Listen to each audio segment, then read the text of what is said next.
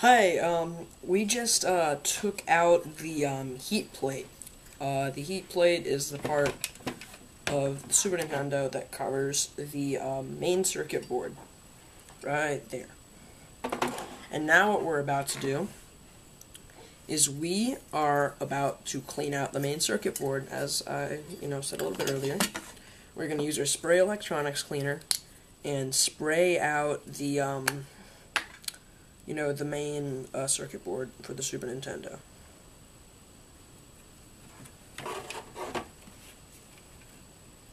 Right around here. I'll demonstrate. Don't want to spray this at my face, so sorry about that. I do not want to spray this at my face, so I'm going to aim it away from me. Okay.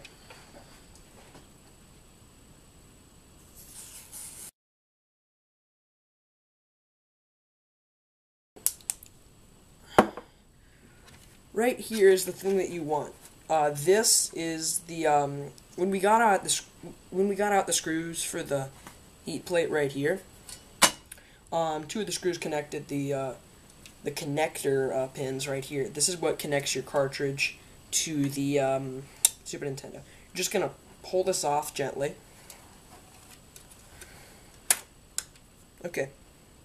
Here we go. This is what we need to clean. Before we do that, though, let's sidetrack for a little bit.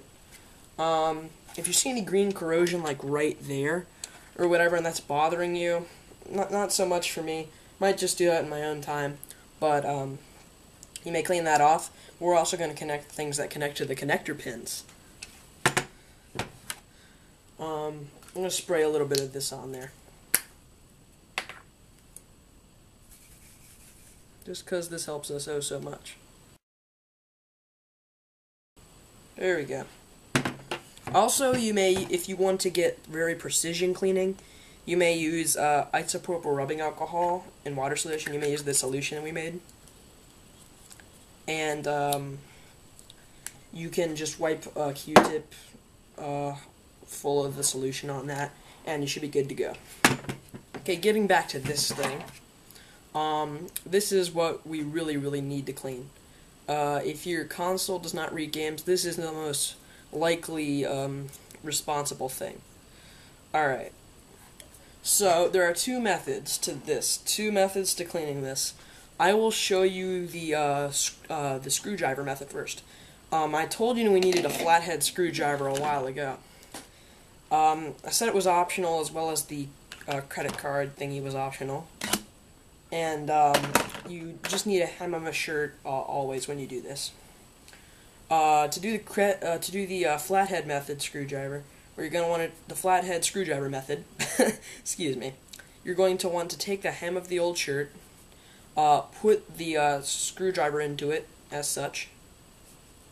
This is the hem, this is the screwdriver, put it into it, and there you go. This is a very good cleaning utensil then. Take your solution and dab it a little bit on there. There you go. Now you're going to want to take your connector pins, and you don't want to push the connector pins apart, but you want to slide this in there as if it fits.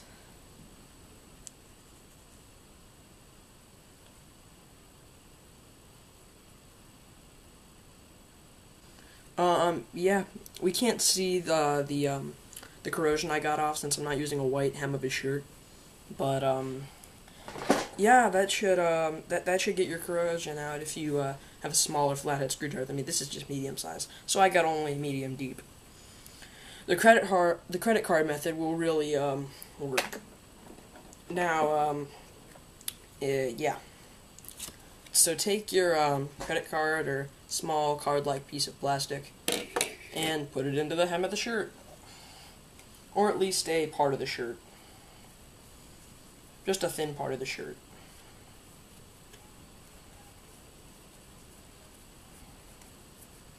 Alright, dip it in your solution of isopropyl rubbing alcohol and water.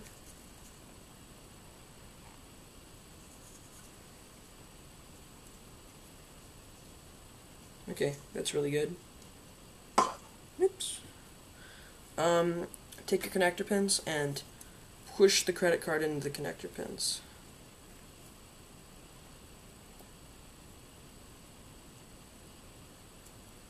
Should really get deep with this. If you don't go deep with the flathead screwdriver. And this should really make your Super Nintendo clean. Alright. Yeah, this shirt's for the birds now, as I got rubbing alcohol all over it. But and now we can start reassembling our Super Nintendo. If there's another part that you would like to clean, well, yes, you can get to that right now, as it's, well, you know, open to do what you want. But the next part of the video will show you how to reassemble your Super Nintendo. Okay, now we're going to start reassembling the Super Nintendo from what it was.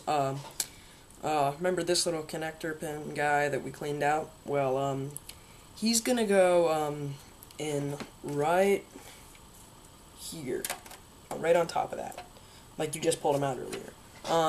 If he does not fit, and, well, don't force it, try the other side, and it usually slides in quite easily. There we go. All in. Now you're going to want to take your heat plate that covers the circuit board and place it on top. Get it all worked in right there.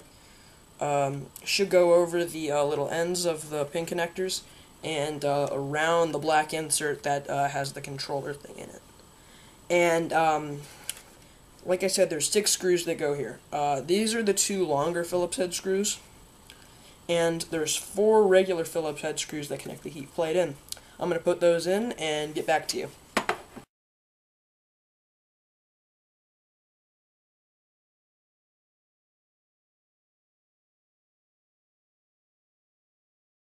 Alright, Phillips head screws are in. You should have no Phillips head screws left over.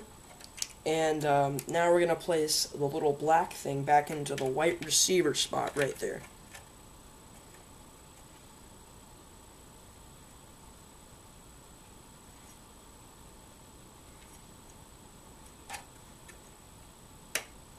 Okay, when you hear that little click noise that I just heard, you're good. Make sure the wires are in order so they're not going over anything, or you're going to have a tough time putting back in the eject button.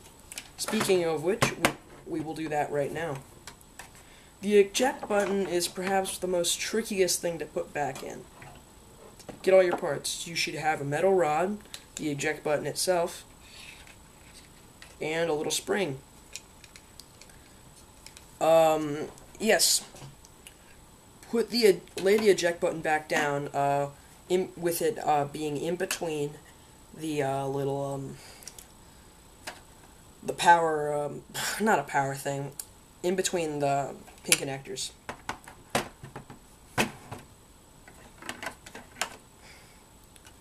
Now, place the metal rod into the eject button and line up a little notch with the eject button.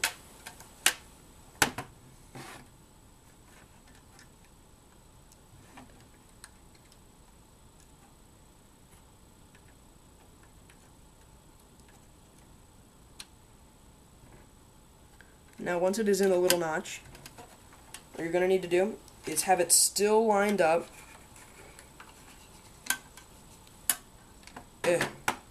See, this is tricky.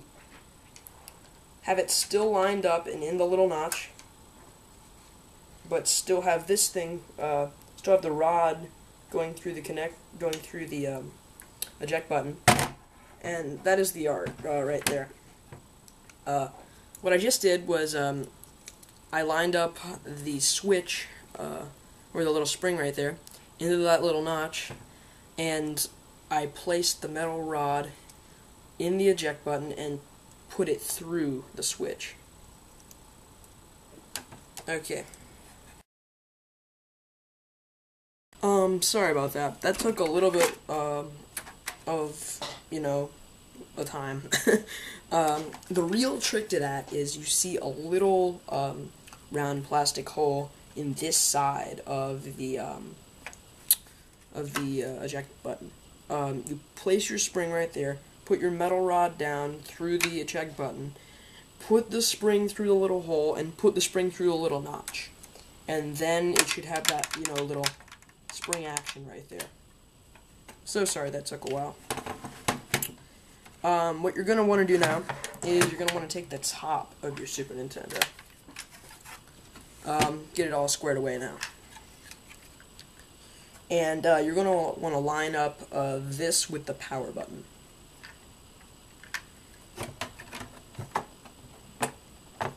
If it's still stuck on there, then the power button's probably not lined up correctly. And there you have it. My Super Nintendo is all good. Oh, one last minor adjustment.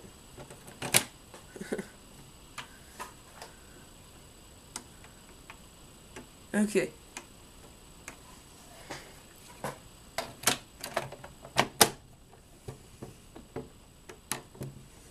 It's all good. Now, my Super Nintendo's cleaned out and looks fine. All you need to do now is put the bottom screws on, and you are good to go. I'll be right back with the screws on. My Super Nintendo's all back together. Yes, it is all good. Hooray! I guess you cleaned out the Super Nintendo with me. You're just watching this video for future reference. Congratulations, because you learned something. But, yes, that is how you clean out, fix, and restore a Super Nintendo. If this tutorial did not work for you, check out the contact section of my website. Send me an email on your problem. If it's a specific one, I probably can answer it. Yes, stay tuned right after this, and I'll show you how to clean the console's controllers, you know, as opposed to the controller ports. But yeah, your Super Nintendo should work fine now.